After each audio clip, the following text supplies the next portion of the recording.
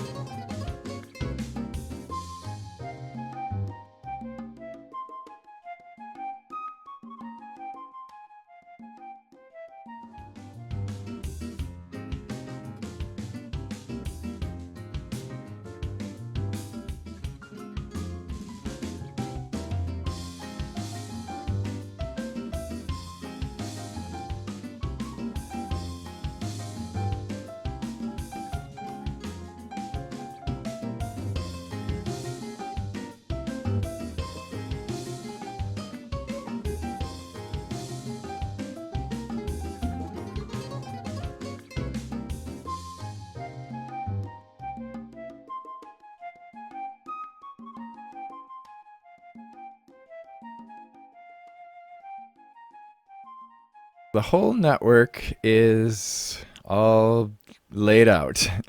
Now we just need to place roads and stuff like that. This I actually spent about an hour and a half, well, more than an hour and a half. I have an hour and a half recorded that you just watched. So this is village over here. That's the East Village, Katana. And this road is going to take us back to the main road and then to the other village. Oh, wait, whoops, I'm going the wrong way. This was actually one of the hardest parts. I really did not expect this, but because I had to angle up there, like there was no good way for me to go straight there. And I can't really do hills while I'm angling, so I had to do a lot of terraforming to get that to work. Like I could have gone further north and then came over, but that's okay. We've got kind of a zigzaggy road here with a little bit of character heading out to Katana.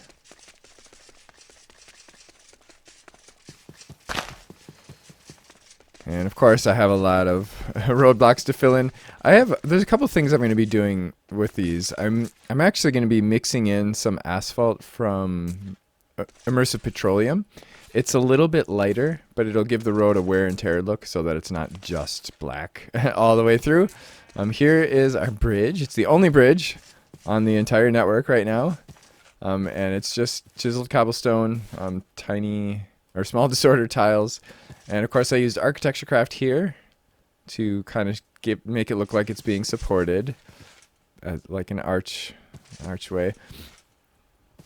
And then I also used architecture craft to make these balustrades, and I'm using concrete for them.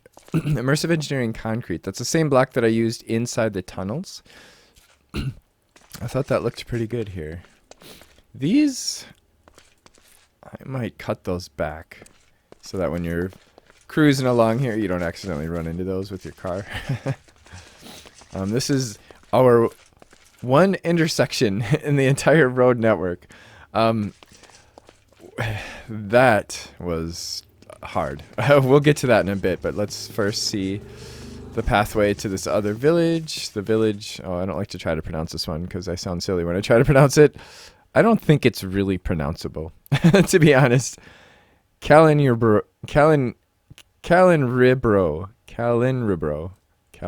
Okay, maybe it's pronounceable. Calinribro. So, of course, I'm going to put slopes there, and then at some point we'll have to decide what to do in the village, because I'd kind of like to be able to drive the cars through the village, but these are definitely not car-friendly roads. So we'll come in here someday and work on that. That probably will be a part of a different project. Maybe we'll just do kind of some village improvements with this one and that one at some point. But for now, I'm probably going to set up like a parking lot here and maybe even a service station where we can fill up with gas if we need to. I'm so fast with these leggings. I might even be faster than the cars. Now, this was tough because I had to go with a steep slope there. So I'll have a sign up there saying warning steep slope. You'll have to go slow there, otherwise your car will take damage. Because if you go up the slope too fast when it's that steep, you crash. If you go down the slope, you actually end up catching air and taking fall damage, although we won't be taking fall damage because of our pneumatic armor. But yeah, I mean, that's, it's a mountain pass, so there are going to be some parts of the pass that are going to be a little bit treacherous. I do really I'm happy that I decided to go through the mountain, even though it was a lot more work. It's very scenic. I like this road. It's very scenic. Just zigzagging around the mountains and seeing all the little, views. Looking up and seeing the clouds right there.